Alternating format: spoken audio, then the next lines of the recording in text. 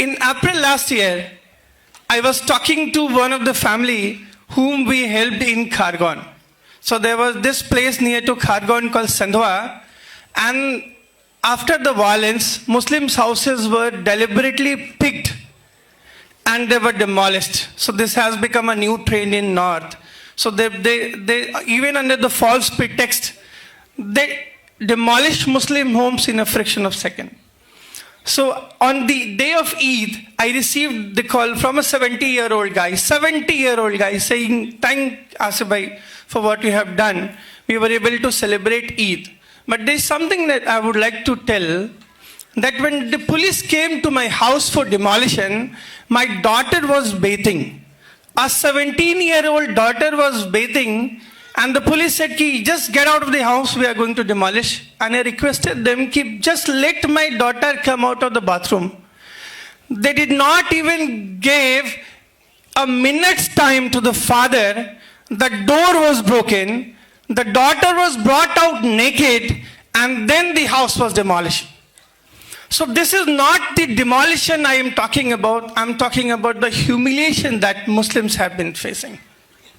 I was talking to a lady called Rashida B. She said, Ki, it was the iftar, like an hour before iftar, that police came knocking at my door to demolish. I said, just let us have the Quran Sharif because it's Ramzan. They didn't allow me. I said, let me have at least a bottle of water to break the fast with. They did not. They did not allow this lady, the 65, 70-year-old lady called Rashida B, to even take the dates and water to break the fast with. And the house was demolished. We worked with victims of cow vigilantism in North, where young Muslims are picked on the false cases and they are lynched. I would say they are murdered in a broad daylight. So one of the most important topic to discuss today is, how can we have an honorable existence? And I think being a Muslim, we have never talked about the honorable existence of ourselves. You read the Seerah of Prophet. We always talk about honorable coexistence for everyone, not for us.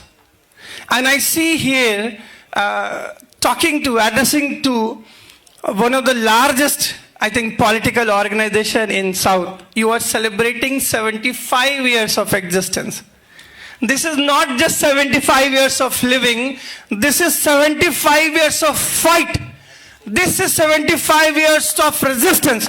This is 75 years of looking at the eyes of the oppressor and saying that we are alive and we will fight. So this is 75 glorious years of the fight that IUML is having. The last time when I spoke at IUML platform, it was also the occasion of Bhasha Samakam. So there have been numerous instances where you people led the fight.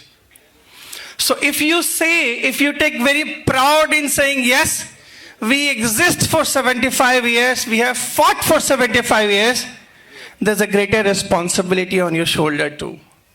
For it's very easy to say we're celebrating a platinum jubilee, but for every year you add to your existence, there is a greater responsibility that IUML had to take.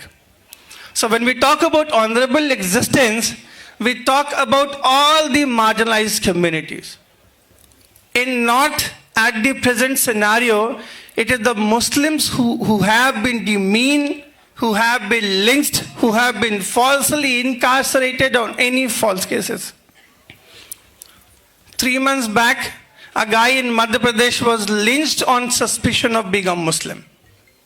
So the situation has become so pathetic that you don't need an excuse to lynch Muslim, you don't need a cow vigilantism thing, you don't need the beef angle, you don't need a Muslim who looks like a Muslim, you just need a Muslim name to be lynched.